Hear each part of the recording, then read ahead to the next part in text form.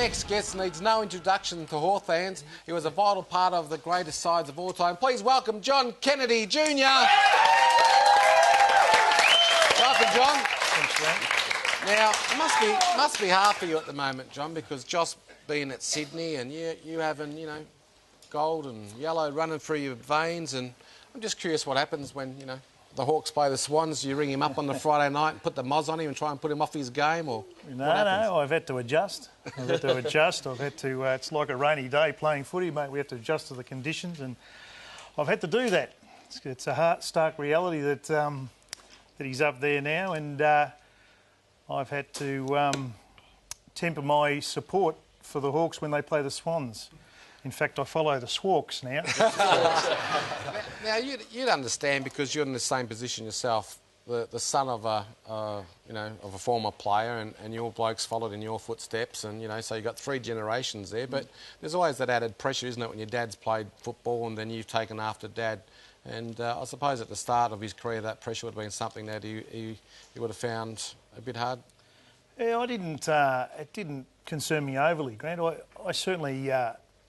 I know Dad was on the committee when I first started, and he was the match committee I'm talking about, and certainly he was my toughest critic. And I know for a fact that if it was borderline for me to play on the Saturday, he would vote me out just because I was his son, So I was always a bit,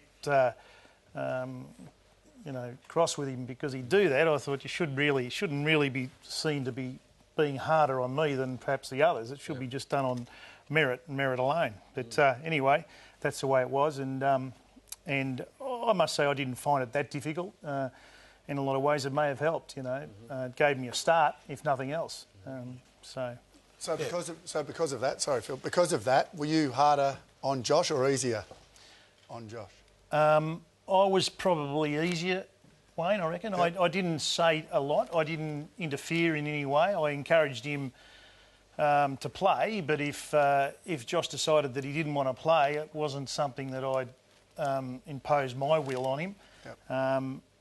He was always keen. He loved playing footy, and I encouraged him, and I stepped in if I felt that I could be constructive. But other than that, there was never any pressure on him to play, and I was conscious of it. Yeah, I was very conscious of it.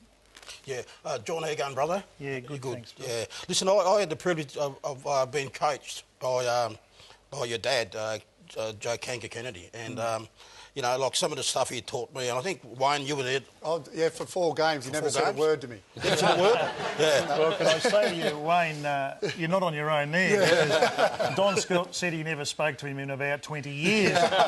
And he rang him up after watching the 1971 grand final, because I put Foxtel on for Mum and Dad. Yep. And they, for the first time, he was sitting in the lounge room, happened to be on. And he watched the game for the first time ever since it had been played. Yep. And he got up out of the chair and he rang Don and he said, "Don, I just want to thank you and congratulate you on a wonderful performance in 1971. This was just recently? Just recently, yeah. Oh, that's amazing. Don nearly fell out of the chair and couldn't believe that he said, "It's taken you 20 years to tell me that, 30 years." And anyway, Don rang Dave Parkin, and Dave subsequently rang John Senior to say, "Hey, what's this about giving Don Scott a rap? That's not on. What about me? I was playing in 1971. He said, "You didn't play that well, Dave." Yeah.